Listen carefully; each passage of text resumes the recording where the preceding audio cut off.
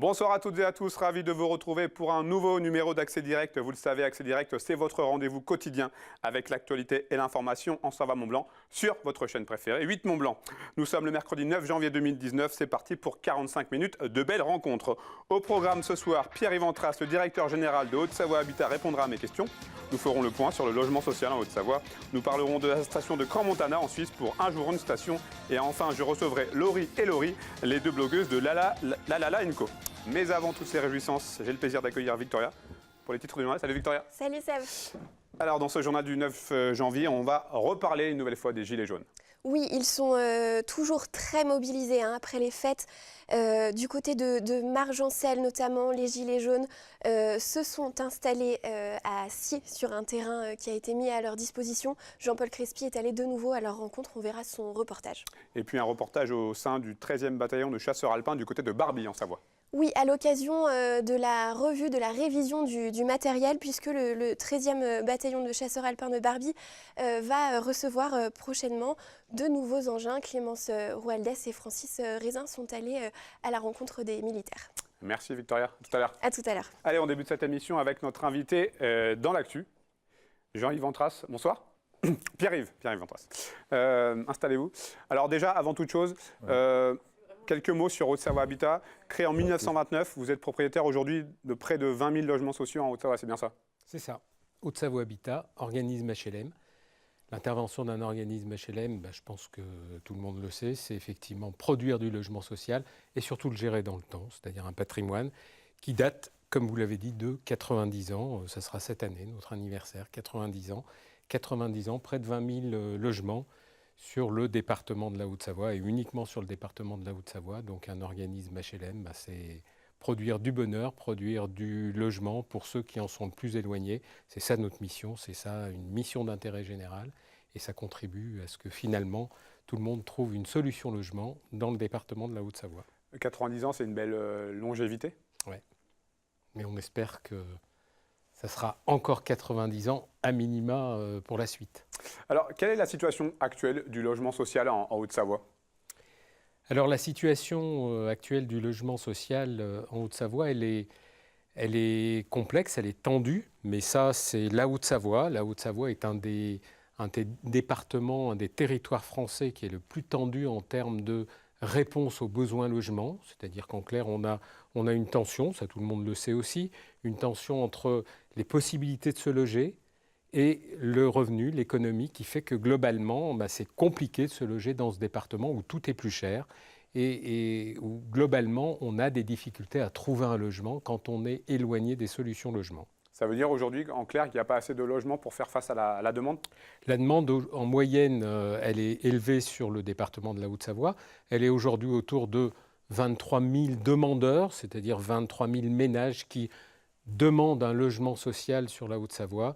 Et on en produit globalement 2 000 par an. Donc il existe un parc de 45 000 logements, ça c'est le parc de logements sociaux en Haute-Savoie.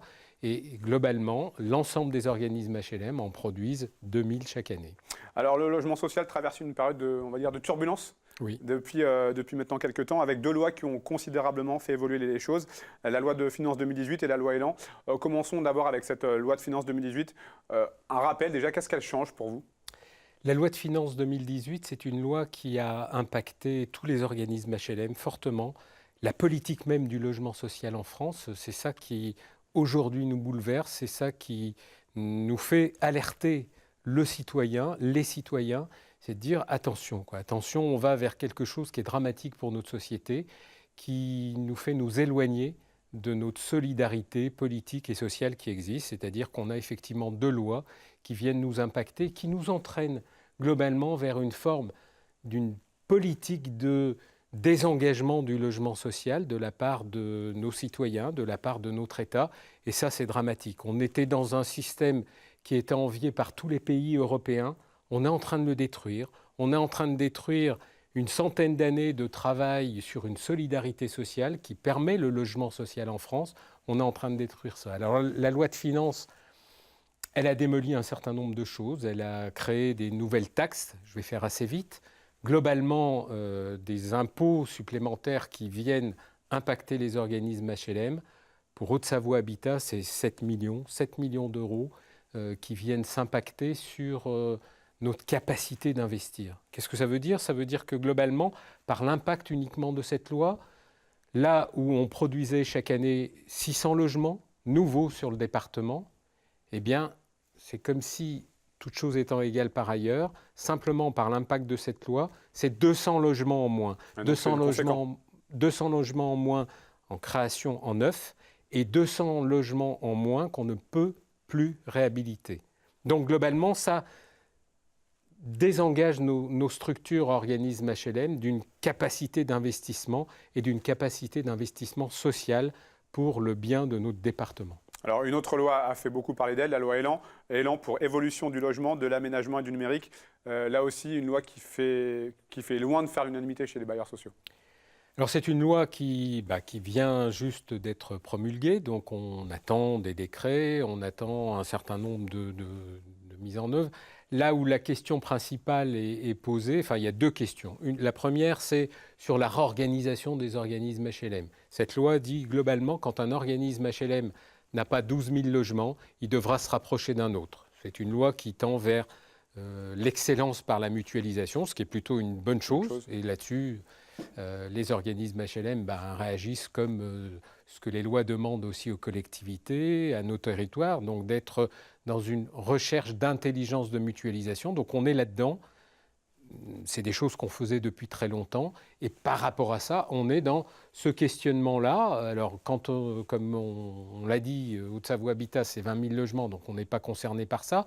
Mais d'autres organismes plus petits se posent des questions. Donc, est-ce qu'on arrivera effectivement à mutualiser un certain nombre de choses? Oui, vraisemblablement. On l'a déjà fait dans notre département. Par contre, de le faire de n'importe quelle manière, ce n'est pas forcément la bonne solution. Et puis le deuxième aspect, c'est l'aspect des attributions. Les attributions de logement, et surtout dans un secteur qui est très tendu comme le nôtre, on va vers une forme de bouleversement des modalités d'attribution qui pose question. On arrivait à faire des choses intéressantes dans ce département. D'un coup, le niveau national vient imposer par cette loi des choses qui doivent peut-être améliorer, mais peut-être redonner d'autres procédures, ce n'est pas si simple que ça. Là, vous l'avez un petit peu évoqué tout à l'heure, la hausse de la TVA, la baisse des APL et le gel des loyers, ce sont des mesures qui vont forcément pas dans votre sens? Non, c'est effectivement ce que j'ai évoqué. Ça a un impact sur une réduction de notre capacité d'investissement. Pour nous, c'est 7 millions qu'on nous retire. Donc c'est difficile de faire la même chose. Pourtant, il faut faire la même chose, voire plus. Effectivement, c'est la commande, faire plus et mieux avec moins. On sait bien en ce moment que c'est difficile pour tout le monde, mais c'est aussi difficile pour les organismes HLM et pour les communes qui se battent aux côtés des organismes HLM pour développer l'accès au logement social. Est-ce que vous avez aujourd'hui, vous, des solutions pour sortir de cette impasse ? La seule solution qui nous est imposée sur notre capacité d'investissement, c'est quelque chose qui nous permet de retrouver une possibilité d'investissement en vendant le patrimoine. C'est-à-dire qu'un logement qui existe aujourd'hui et qui est locatif, eh bien, la possibilité, c'est de retrouver notre capacité d'investissement en allant le vendre. C'est en tout cas ce que nous demande l'État. C'est une solution qui est compliquée pour un organisme HLM et pour un maire. Je l'ai cité tout à l'heure. Le maire d'une commune, quand on lui dit qu'il faut arriver à vendre du logement qui a permis de créer du logement locatif, et donc il faut s'en débarrasser pour qu'il devienne du logement en accession à la propriété, c'est plus compliqué parce que ce logement-là ne sert plus à répondre à un besoin d'offres locatifs. Un mot pour terminer sur la création d'un espace de concertation que vous avez lancé pour encourager et faciliter le débat citoyen. Oui, parce que nous avons pris conscience que ce débat qui répond notamment à toutes les thématiques et à toutes les questions que vous avez posées, c'est-à-dire l'impact de la loi, la question sur comment, en tant que citoyen, en tant que partenaire, en tant qu'entreprise, on est concerné par le développement du logement social et cet impact-là qui se produit au niveau de Haute-Savoie Habitat, eh bien, nous avons décidé d'ouvrir une concertation qui a démarré début décembre.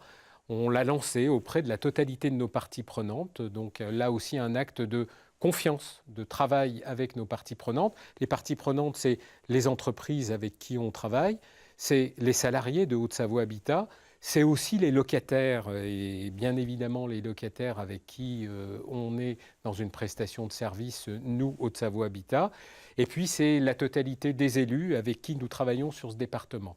Donc nous avons ouvert un site internet, un site qui a démarré par une émission que nous avons fait avec le soutien de TV8 Mont-Blanc d'ailleurs, qui a été très fort et très précieux, qui nous a permis de répondre à un besoin d'information sur ce qui se passait sur cette thématique logement social.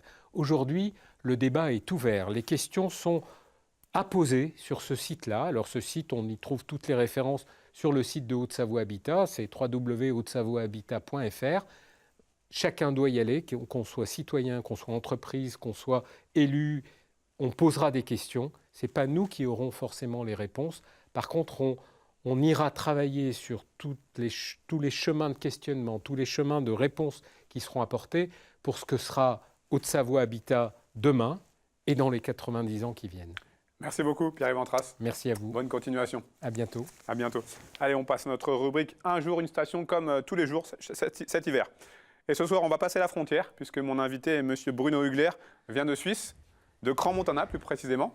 Bonsoir à vous. Alors, Bonsoir. Vous êtes le directeur de Crans-Montana Tourisme. Présentez-nous en premier lieu votre station, déjà d'un point de vue géographique. Où est-ce que ça se trouve, Crans-Montana ? Alors, ça se trouve environ à 1h45 de Genève en voiture. C'est situé en Valais, sur un haut plateau à 1500 mètres. Une accessibilité très très facile, soit par la voiture, soit par le train. Alors, un lieu idéal pour passer des très très belles vacances. Alors justement, les vacances viennent de s'achever, chez vous aussi, en Suisse. Quel est le premier bilan que vous pouvez tirer là de ce début de saison ? Alors, le bilan, il est très positif. La neige est arrivée au bon moment. Pas aussitôt que l'année d'avant, mais la neige était là.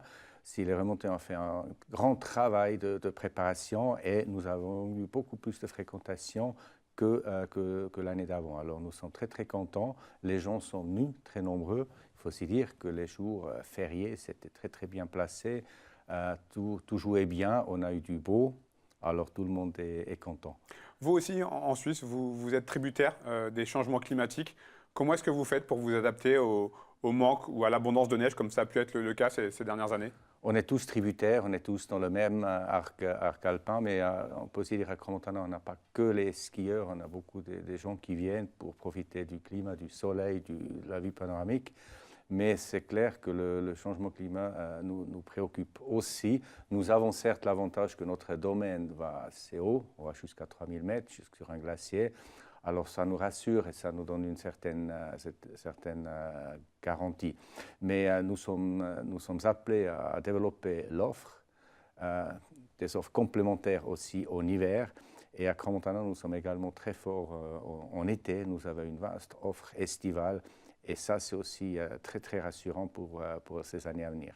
Quels sont les principaux atouts de Crans-Montana aujourd'hui ? C'est surtout la nature. Je pense la vue panoramique, l'air la plus pure de Suisse.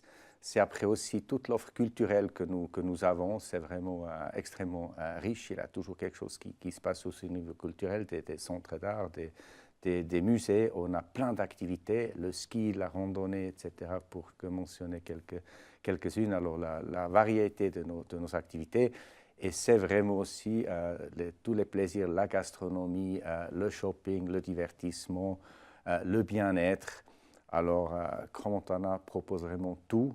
Je pense qu'il y a peu de destinations dans l'arc alpin qui ont vraiment une offre aussi vaste que Crans-Montana. Alors votre station jouit aujourd'hui d'une véritable renommée à l'international. On sait qu'elle est très prisée par les célébrités. Comment ça peut s'expliquer ce phénomène, que ce soit devenu une station aussi connue et aussi prisée par on l'a dit, par les VIP ? Je pense que les VIP cherchent aussi une certaine grandeur d'une destination. Où ils ont aussi plein de possibilités pour le divertissement. Ils cherchent des bons restaurants, ils cherchent des bons plans.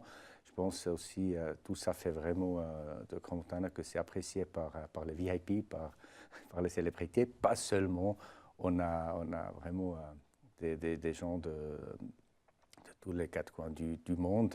et avec plein de différents motifs. Mais il y a beaucoup qui trouvent tout leur bonheur chez nous. Alors pour revenir au ski, si je ne dis pas de bêtises, 140 km à peu près de piste, Oui. Plusieurs télécabines et télésièges débrayables.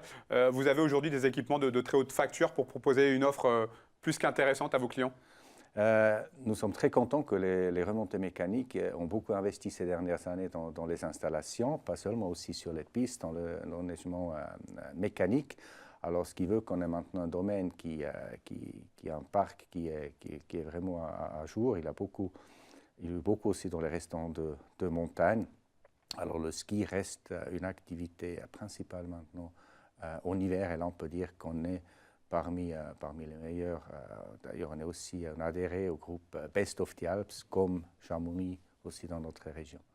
La station de Crans-Montana accueille 2 épreuves de la Coupe du Monde féminine de ski alpin. Ce sera du côté en février prochain, avec une descente et un combiné, si je ne dis pas de bêtises. Ça s'inscrit dans une volonté de sport de haut niveau également? Alors, le ski, l'organisation des courses de Coupe du Monde de ski, c'est devenu vraiment une tradition. Nous sommes maintenant fixes dans le calendrier, c'est quelque chose de très, très important. On se réjouit beaucoup ce week-end du 23-24 février avec les meilleurs skieurs juste après les championnats du monde, de les recevoir chez nous. Ça permettra de nouveau un grand spectacle. On sait qu'à Crans-Montana aussi, les spectateurs sont présents pour encourager ces skieurs. Un public de connaisseurs. Voilà. Et ça s'inscrit aussi à la longue. Nous sommes candidats, voilà, pour les championnats du monde de ski 2025. Donc 2 ans après la candidature française, Courchevel-Méribel. Vous êtes confiant justement pour cette candidature 2025? Nous sommes très confiants. Il faut aller pour 2025. On verra ce qui se passe. Et si jamais aller aussi sur 25, 27 ou 29, je pense qu'une candidature, c'est un processus à différentes étapes. Moi, j'y crois fort qu'on les obtiendra 25, 27 ou plus tard 29. Quels sont les 2-3 événements à ne pas manquer là, d'ici la fin de la saison à Crans-Montana? Il faut surtout mentionner le Caprice Festival qui aura lieu du 11 au 14 avril. C'était voté aussi comme meilleur festival de musique électrique. Alors c'est un événement qui a d'un côté lieu dans la destination, mais aussi à la montagne. Et c'est un événement incontournable, je pense, pour tous les fans de ce type de musique, dans une ambiance extraordinaire et avec toujours cette vue sur les plus beaux sommets de l'arc alpin. Comment s'annonce la fin de la saison? Vous avez prévu de fermer au mois d'avril, à peu près? La station reste ouverte jusqu'à Pâques, oui. Ouais. Comment est-ce que vous voyez la suite de la saison là? Tout dépend un peu de l'enneigement, des conditions. Mais souvent, on a des très très belles conditions. Les journées sont plus longues, on skie plus tôt. On va avec les premières cabines, on profite des pistes le matin, la matinée. Et après, on a plein de restaurants, de belles terrasses pour profiter pour la suite de la journée. Merci beaucoup, Bruno Hugler, de votre visite sur notre plateau. On vous souhaite évidemment une bonne fin de saison, une bonne continuation, une bonne fin de saison. Merci beaucoup. Victoria, je vous invite à rejoindre la régie. Victoria est de retour pour la revue de presse. On change un petit peu les habitudes, allez. Voilà. Alors, on commence cette revue de presse quotidienne avec un anniversaire. Oui, ce sont les 100 ans de l'école des Tilleuls à Annecy. Donc, l'établissement fêtera son centenaire en septembre prochain. C'est une information du Dauphiné Libéré. Une grande fête est prévue pour marquer les 100 ans de l'école privée, qui est une école maternelle, élémentaire et un collège. À cette occasion, l'établissement appelle ses anciens élèves, salariés ou encore professeurs à envoyer leurs témoignages, leurs photos, bref, tous leurs souvenirs, à l'adresse mail centenaire.les.tilleuls au pluriel @gmail.com. C'est une adresse qu'on peut retrouver évidemment dans l'article du Dauphiné.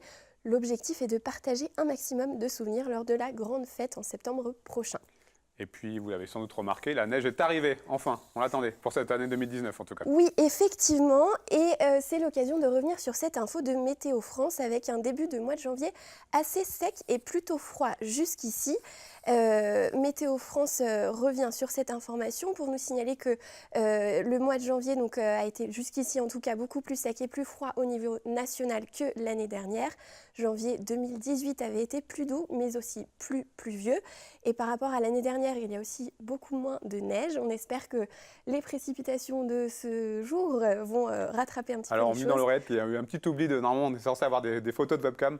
Donc, tu peux continuer ta revue de presse. Mais On n'aura pas les photos Voilà, de on n'aura neige. pas les photos. Mais effectivement, je voulais enchaîner avec ces tweets donc des stations. Elles ont été nombreuses aujourd'hui à partager les chutes de neige. La neige qui est arrivée jusqu'en plaine. Mais évidemment, c'est une bonne nouvelle avant tout pour les stations. Et Seb, justement, tu nous parles du sauvetage d'une station de ski. Sauvetage de... Alors, Pardon, non, on a c'est inversé. l'inverse. On commence à... Est-ce que tu connais l'émission Un dîner presque parfait sur M6 ? Oui. Eh bien, la ville de Thiers, en Haute-Savoie, a eu l'idée de réaliser une parodie du programme pour sa traditionnelle cérémonie des vœux. On sait, une traditionnelle cérémonie qui est un petit peu, on va dire, un petit peu barbante. Là, ils ont décidé d'innover avec cette petite vidéo bien sympathique. 4 habitants déambulent dans plusieurs infrastructures de la ville. Tous les ingrédients de l'émission sont au succès, de cette émission à succès, pardon, sont au rendez-vous. On regarde un extrait. Bienvenue dans Antillais presque parfait. Cette semaine, Greg, Charles, Séverine et Laurent, nos 4 ambassadeurs Thilon, vont s'affronter dans une joute redoutable. En effet, ils vont tour à tour s'inviter à visiter les nouvelles structures communales. Au terme de leur visite, chaque hôte sera noté sur 10. L'aventure s'annonce impitoyable. Aujourd'hui, c'est Charles qui reçoit dans la maison des associations et le moins que l'on puisse dire, c'est qu'il est particulièrement fier de cette nouvelle construction. Hey Charles, comment ça va? C'est une ancienne chapelle où on a fait une extension. Alors vous le voyez, même les réactions dans les toilettes. Alors pour voir la vidéo en intégralité, rendez-vous sur la page Facebook Thiers, notre ville, c'est la page officielle de la ville de Thiers. Et puis donc, le sauvetage d'une station de ski. Voilà, c'est France Bleu qui relaie cet article, une initiative d'habitants du village d'Entremont-le-Vieux en Savoie. Ils ont créé une association pour reprendre la gestion de la petite station du Granier qui est menacée de fermeture après pourtant 50 ans d'histoire. Objectif annoncé pour ses habitants, trouver 15 000 € pour relancer les 4 pistes de cette station qui reste malheureusement sur 2 Noëls sans ski à cause du manque de neige notamment. L'association Les Skieurs du Granier a donc lancé un appel aux dons et une cagnotte est ouverte jusqu'au 9 février prochain. Et sachez que pour un don de 50 €, un forfait vous sera offert. On espère Merci. que la neige encouragera les dons aussi. Merci beaucoup Victoria, tout à l'heure À pour tout à l'heure. la fin de l'émission. On termine ces invités avec notre partie lifestyle. Je vous en prie. Mesdemoiselles Laurie et Laurie. Bonjour. Bonsoir. Alors vous êtes blogueuse, on peut dire ça? Comment est-ce que vous... On peut dire, c'est un peu vrai quand même. C'est un peu vrai, mais on se définit pas comme blogueuse. Vous vous définissez comment alors? Comme des nénettes qui ont envie de partager des choses sympas dans la région, entre Annecy et Genève. Voilà, on essaye de partager un peu tout ce qui nous plaît, tout ce qui nous fait plaisir. Ouais, Donc, c'est pas notre activité c'est pas notre principale en activité fait. D'accord. Voilà. C'est Vous pour avez ça qu'on ne se lancé définit pas comme votre blogueuse. plateforme La Co. Oui. Qu'est-ce qui se cache derrière ce nom? Alors là. C'est un tic de langage en fait à la base, un peu girly. Donc ça n'a rien à voir avec le film La La Land. Ah, Pas rien du du tout. tout. Puis Rien à si voir. on était là bien avant le film. Non. Non, c'est le tic d'un copain en fait. C'est le tic d'un langage, donc Martin, s'il nous écoute, qui faisait toujours pour se moquer la, ti, quand on discutait entre nous. Et donc on a gardé le la Voilà. et on a ajouté un NCO parce qu'on est rarement que toutes les deux en fait. Quand on va tester des adresses, on embarque les On embarque tout le copains. monde, quoi. On embarque la famille, les amis. Voilà, on essaye de partager un max en fait avec tous ceux qui nous entourent. Donc voilà, le NCO vient de là et vient aussi du fait qu'au départ, on ne parle pas forcément d'un blog, on parle plutôt d'une communauté. En fait, l'idée, c'est d'écrire sur ce qu'on aime, sur ce qu'on a envie de partager, mais c'est aussi montrer qu'il y a des gens aussi qui peuvent écrire pour nous, en fait, pour partager eux aussi leurs bons plans. D'où la communauté. De la communauté, c'est plus ça. qu'un blog. Comment elle vous est venue justement l'idée de cette communauté, La Co? Alors en fait, on a toutes les deux vécu à l'étranger pour Laurie. Elle a vécu à Montréal pendant 4-5 ans. 2 ans, puis avant on était Voilà, à Lyon. et en fait, on était à Lyon avant. Et en fait, quand on est rentré ici, pour des raisons personnelles ou professionnelles, on a eu envie de redécouvrir un peu notre ville, notre chez nous. Et on s'est rendu compte qu'il y avait beaucoup de choses qui avaient changé, beaucoup de choses à voir, beaucoup de choses à redécouvrir. Et il y avait beaucoup de gens aussi qui nous disaient, vous verrez, ça va être l'angoisse ici, il n'y a rien à faire. Et en fait, il y a vraiment un paquet de choses à faire. Ouais, Donc, beaucoup plus que quand on est parti. Quand on est parti à Ouais. 18 ans, on ne donnera pas exactement notre âge, donc ça fait quand même un petit moment. Mais il y avait beaucoup 18 ans, moins c'est comme ça. d'initiatives et du coup, c'était trop bien de rentrer et de rencontrer des entrepreneurs, entrepreneuses beaucoup aussi. Alors c'est peut-être parce qu'on est des filles, on a rencontré beaucoup d'entrepreneuses. Des nouvelles boutiques, des restos, des bars. C'est beaucoup plus dynamique que ce que c'était à l'époque. C'est important de se rendre compte qu'Annecy commence à commence, très- Continue de bien se ouais. développer. Oui, Là, oui. depuis 4 ans qu'on est rentré, on le voit bien. Enfin, franchement, il y a Franchement, vraiment ouais, une ça vague. bouge beaucoup, il y a beaucoup d'entrepreneuriat, il y a beaucoup de jeunes startups, il y a beaucoup de jeunes d'événements. créateurs, d'événements, enfin ça bouge énormément. Et ça s'étend vraiment autour d'Annecy, c'est-à-dire que même chez nous on n'habite pas à Annecy, on habite à Copenhague. Si on va après, on passe la frontière au-dessus de Genève, sincèrement il y a énormément de choses à faire, beaucoup d'événements, beaucoup de choses à découvrir, beaucoup de choses à partager. Comment est-ce que vous faites pour vous différencier des autres nombreux sites, blogs, d'e-lifestyle, parce qu'il y en a beaucoup hein, sur Annecy Alors je notamment. dirais que c'est notre plume. Parce qu'en fait, On n'a pas de plume. En fait, non, mais On en écrit fait, comme- on n'est pas journaliste, on n'est pas, voilà, on écrit. pas notre boulot. En fait, l'idée de ce blog aussi, c'était d'écrire un peu comme avec l'accent familier d'ici, de Haute-Savoie. Donc il y a du Y, il y a beaucoup de choses qu'on retrouve, des expressions savoyardes, des expressions du patois. Voilà, l'idée c'est en fait de lire entre les lignes, comment dire, un accent qui nous ressemble en fait, qui est chez nous. En fait, on est blog, oui, lifestyle, oui, mais on est très vin rouge, saucisson et un peu de paillettes. Terre à terre quoi. Voilà, terroir. Ouais, exactement. Voilà. C'est un peu l'idée. Comment est-ce que vous choisissez les endroits que vous allez tester, qui vont passer Alors sur le en grill? fait, on les choisit pas, c'est-à-dire qu'on décide d'aller manger dans un resto avec des copains et si ça nous plaît, on en parle. On parlera jamais de quelque chose qui nous a pas plu. On fera jamais de critique négative. Ouais. L'idée c'est de partager des choses Que qui des nous choses qui plaisent. vous ont un Voilà, coup de cœur. qui nous plaisent, un coup de Ouais. cœur, quelque chose qui nous fait envie. On s'est dit tiens là-dessus on a apprécié cette partie-là, on va en parler. On n'a pas du tout. Le but c'est vraiment pas de faire de la critique négative, donc. Voilà, l'idée c'est de partager du bon plan. Et on c'est de a des partager gens qui nous loisirs. écrivent quand même. On a de temps en temps des gens qui viennent directement vers nous pour nous faire part d'un événement ou quoi que ce soit. Alors on participe bien volontiers, alors avec nos emplois du temps quand on peut. Mais ouais, il y a quand même un peu de bouche à oreille et de gens qui viennent directement vers nous. On teste un maximum de choses et on écrit en fait assez peu de ce qu'on a testé parce qu'on garde vraiment ce qui nous a marqué. Alors vous avez choisi de parler de tout. Hein. Il n'y a pas de... Tous les domaines sont On parle évoqués. beaucoup de sport par exemple. Non, on n'est pas très sportive. Non, on parle beaucoup de bars et de restaurants, ça c'est sûr. On parle beaucoup de boutiques. Et puis aussi, on parle beaucoup de nos ressentis. Des fois, ça s'appelle, on a une catégorie qui s'appelle bonus la la la. Voilà, on parle un peu de nos vies personnelles, de ce qu'on ressent à une certaine période de notre vie. Voilà, toujours avec humour, toujours avec des petites expressions qui nous ressemblent. Et souvent, les gens ils disent aussi que dans nos articles, on sait si c'est Laurie qui écrit ou si c'est moi qui écris.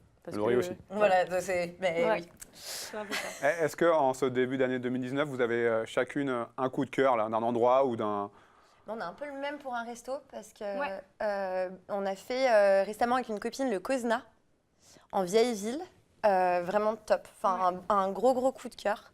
Un super restaurant. Ouais. Après, on va dire plutôt fin d'année 2018, on est allé au Noël des Bastions, au Noël aux Bastions à Genève. C'était une super expérience. On a la Montagnette sur Annecy qui est vraiment un super endroit pour boire des verres, en type de marché de Noël. Mais Noël aux Bastions, c'était vraiment super. Donc en fait, on va vraiment des deux côtés. Et voilà, c'est sûr que les coups de cœur sont souvent basés sur des restos ou des bars ou des sorties. On a aussi une super boutique auquel on peut ne pas s'attendre à Cruzeil de déco. Qui s'appelle 37 mètres 37 carrés. mètres carrés, ouais. Et Parce qu'on est aussi très déco, on aime bien, donc voilà. Donc on peut aussi des fois sortir de Annecy ou Genève et trouver des choses bien, des adresses sympas. Oui, on l'a pas précisé, donc votre périmètre, c'est quoi? C'est Annecy, Genève. Tout à fait. Et en fait, on vit pile au milieu, donc c'est trop bien, on peut tout faire. Et on arrive donc à faire ça en plus d'une activité professionnelle. Oui. Ouais. Pas tout le temps facile, mais on y arrive. C'est pour ça qu'on fait les choses un peu comme ça vient. Ouais. C'est-à-dire qu'on peut parfois écrire un article par semaine pendant un mois, puis plus rien pendant 2 mois. Et entre le pro, le perso, c'est très... Mais on aime être bien occupé. Donc oui, on y arrive. C'est quoi la suite là pour les mois à venir? La suite, c'est de continuer à faire plaisir aux gens, à leur donner des bons plans, à leur donner des idées de sortie, à leur donner envie d'aller tester des choses aussi comme nous. Et puis essayer de développer un peu notre image aussi, parce que ça nous fait plaisir. Pas pour une question de business, vraiment parce que ça nous fait plaisir. On est quand même des passionnés du digital, on adore ça. Donc du coup, on est en plein dedans. Ouais, puis c'est notre métier. C'est aussi notre métier. C'est nos métiers, en l'occurrence, Voilà. nos vrais métiers. Donc du coup, c'est vraiment essayer de se développer encore plus, de faire plaisir, de partager un max. Puis nous aussi de découvrir des choses personnellement. Ça. Ce qui est vraiment bien, c'est de découvrir de nouveaux endroits encore et toujours. Voilà. Merci beaucoup, on rappelle l'adresse .com. sur, j'imagine, sur tous les réseaux Ouais, sociaux. Sur En plus, Facebook, sur Instagram. Et surtout puis c'est sur tout. Instagram et Facebook. Ouais. Ouais. Voilà. Et sur le blog. Merci beaucoup, Bah, merci mesdemoiselles beaucoup. Laurie et Laurie. Merci. À bientôt. Merci, au revoir. Allez, Victoria, de retour pour le rappel des titres de ce mercredi 9 janvier. Les Gilets jaunes de Haute-Savoie n'ont pas abdiqué. Et oui, ils sont toujours très mobilisés, notamment les Gilets jaunes de Margencel qui sont désormais installés à Sciez. On verra un reportage de Jean-Paul Crespi. Et puis, une espèce de contrôle technique géant du côté du 13e BCA. Oui, une révision du matériel du côté du 13e bataillon de chasseurs alpins de Barbie en Savoie. On verra le reportage de Clémence Roaldès et Francis Raisin. Merci beaucoup, Victoria. Tout de suite, c'est l'heure de la pub. On se retrouve juste après pour le journal de la rédaction. À tout de suite.